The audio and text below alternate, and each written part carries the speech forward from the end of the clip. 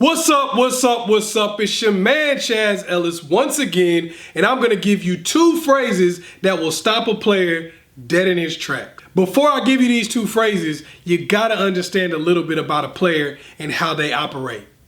The major things that a player wants is ego boost and control.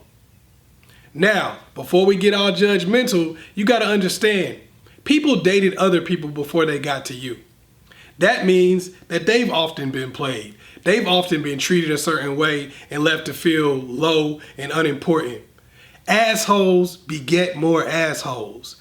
The reason why they may be treating you how they are treating you is because they've been done that way in the past. Let's keep it real. We all like to do this battle of the sexes things, but there are assholes in both sexes, and they create more assholes. Period. All right, so that's what you got to think about first, is that it's about ego and it's about a sense of control. And that's generally coming from the fact that they felt a lack of control in other relationships. So keep that in mind while I'm telling you these two phrases. The first phrase you want to hit them with, we're just friends. Now I told you it's about ego, right? So when you say we're just friends, you're putting him in the friend zone. And I don't care what any guy says, there's no greater blow to your ego than being put in the friend zone. Anyone tells you differently is lying. I do consultations for men also. And never once have I had a guy come to me and say, could you please tell me how to get in the friend zone? It's a huge blow to the ego to be put in the friend zone. When a guy is playing this hot and cold game, you know, coming in and coming out of your life, freezing you out and all these kind of things, a lot of times he wants that ego stroke. He wants that ego boost from you. So basically, when he does that whole, what's up, girl? My bad, I ain't hollered at you in so long. He's expecting you to get upset. He's expecting you to profess your love to him. This way, you're stroking his ego. You're making him feel good about himself. You're making him feel like he's the man. But when you respond with, well, we're just friends. I don't need to talk to my friends every day. Now he has a totally different feeling. Because no matter how he wants to try to play it with his ego, he still has to think in the back of his mind, is she putting me in the friend zone? Am I in the friend zone? He's not used to that, especially if you guys have already had sex. No guy is used to having sex with a girl and then being put in the friend zone. That generally just doesn't happen. So when you put them in the friend zone in that way, you're crushing their ego. Now, how does that help you? When you crush someone's ego who's trying to play you, who's looking for an ego boost, they're going to try to get it back. The whole point was to get their ego stroked, and you crushed it.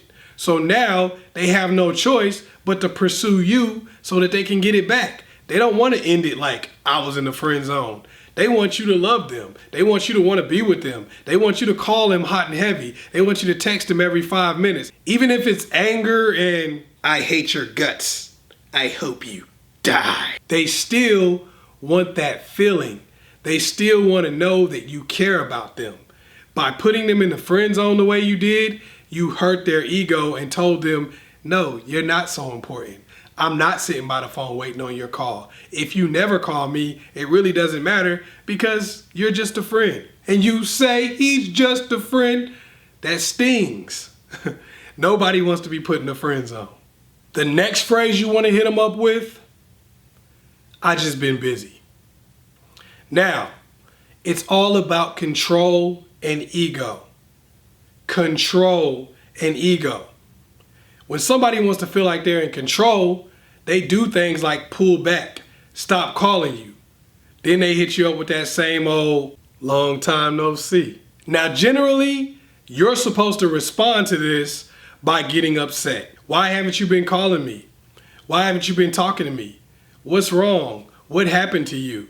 These are the type of things that they're used to hearing. These are the type of phrases that make them feel like they're in control. But when they hit you with that long time no see, and you say, oh, I just been busy. What? That means you weren't talking to them, or you didn't even notice, or you didn't notice that they hadn't been calling you because You thought you weren't calling them. You weren't tripping off of the fact that they weren't calling you. You weren't sitting by the phone. They didn't have any control over your feelings. They didn't have any control over what you've been doing and what you've not been doing. Basically, what you've done is taking your power back. When you say, "I just been busy," it's saying, "I haven't been calling you. I don't know what the heck you're talking about. My bad. I'm sorry." Basically, you're taking that power from them. You're taking the feeling of control, because now instead of them thinking, "I haven't been calling you, you've been sitting there waiting by the phone. Yeah, I've one-upped you. Yeah, I'm in control. I got all the power. You're waiting on my call." You're basically saying, "No, I was busy and I'm sorry. My bad." You're swapping it. They're expecting emotion. They're expecting anger. They're expecting sadness. They're expecting hurt. But you're hitting them with indifference. And when you hit somebody with indifference, that means they have no control. People can only control the things that you care about.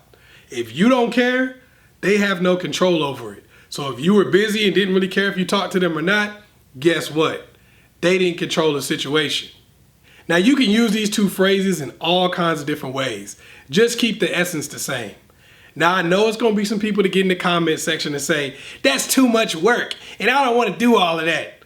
Well, hey, if you don't want to work for it, you get what you get.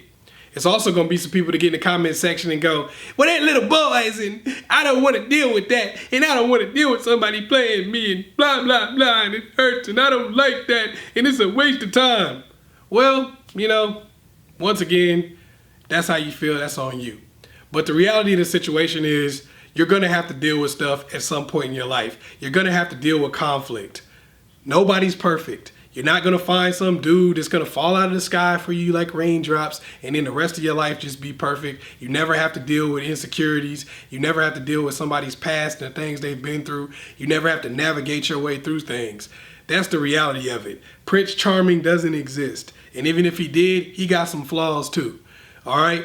And you got to learn how to work your way through people's flaws. Or you're going to either be bitter and alone the rest of your life, or you're going to be clinging to somebody you really don't want because you can control them. Once again, it's your man, Chaz Ellis. Make sure you like and subscribe and share this video with somebody else. Peace.